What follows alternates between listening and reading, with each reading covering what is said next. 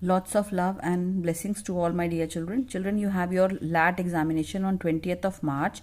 Many of you are worried and confused also about the question paper. So today I am making this video to tell you about the pattern of the question paper so that you can have a clear mindset what type of questions will come in the exam, and then so that you can prepare them nicely.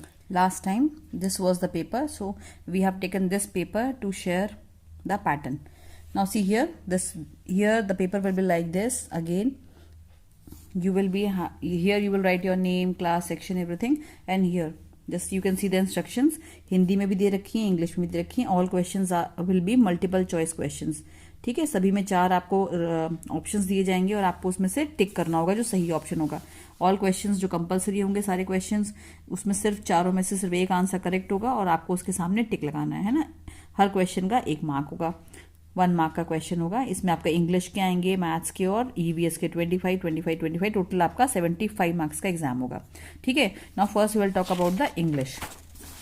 Now see here, English में क्या आएगा, जैसे कि आप test में करते हैं, है ना. You will be given a nice passage. यहाँ पे है Raju is a very good student but he hated to pack his bag every day, school bag every night. इस तरह से यहाँ पे एक पैसेज दिया होगा and on the basis of that passage you will be asked some questions. यहाँ देखिए, राजू हेटेड टू. अब now Raju hated to have dinner, go to play, pack his bag. I think pack his bag, school bag है ना. तो यहाँ पर भी दे रखा है, तो बस आपको उस चीज को ध्यान से पढ़ना है जैसे कि आप अपने एग्जाम्स में करते हैं. Passage is given to you, you have to read this passage and on the basis of this passage the question is there. Instruction question 1 to 5. Read the story given and answer the questions. Simply आपको ये questions जो हैं इस तरह से 5 questions होंगे. इसमें देखिए अपोजिट्स है, ठीक है, कुछ ना कुछ इसी से जुड़ा हुआ ही होगा. ठीक है, तो परेशानी वाली कोई बात ही नहीं है. Then arrange the letters. Actually this paper will check the general English part. Okay, that means whatever you have learned in class 4th, what type of knowledge you have gained in class 4th, that will be checked. Okay, now suppose here we want to check by this question that are you able to make a proper word out of the given jumbled letters in this word. और ये बहुत ही आसान भी है क्योंकि आप देखिए इसका आंसर आपको ऑलरेडी 4 जगह दे रखा है नीचे ना. 4 ऑप्शंस दे रखे हैं, इसमें से एक करेक्ट है. The children are looking out of the, आपको समझ ही आ रहा है कि विंडो है. आपको यहाँ से समझ में भी आ गया कि विंडो है. विंडो की कौन सी स्पेलिंग सही है वो आपको देखनी है और यहाँ से आपको उसको बना के देखना कि दिस स्पेलिंग इज करेक्ट और नॉट, है ना. डब्ल्यू है, INDOW यहाँ से बन रहा है कि नहीं बन रहा. 4 ऑप्शंस दे रखे हैं, तो बस आपको सिर्फ टिक करना है. तो आप सामने जहाँ जगह है वहाँ टिक कर देंगे. Person who mends your shoes is known as carpenter, servant, artist or cobbler. Cobbler mend my shoes. You have learned this poem, so from there also you can just remember that this is cobbler. तो इस तरह से simple आपके questions होंगे. Options आपको दे रखे होंगे. देखो, use of and but. Ramesh and Dhruv होगा या Ramesh but Dhruv love to play together. ये क्वेश्चन आएगा. यस्टरडे, यहाँ पे टेंसेस का आपसे जो नॉलेज है वो चेक किया गया है. यस्टरडे आई, अब यस्टरडे है तो क्या होगा, प्लेड होगा, है ना. प्ले का आपको यहाँ पे करेक्ट फॉर्म यूज करना है. देन अपोजिट्स आप है आपके पास यहाँ पे. Then here is the position word. Preposition word will be checked.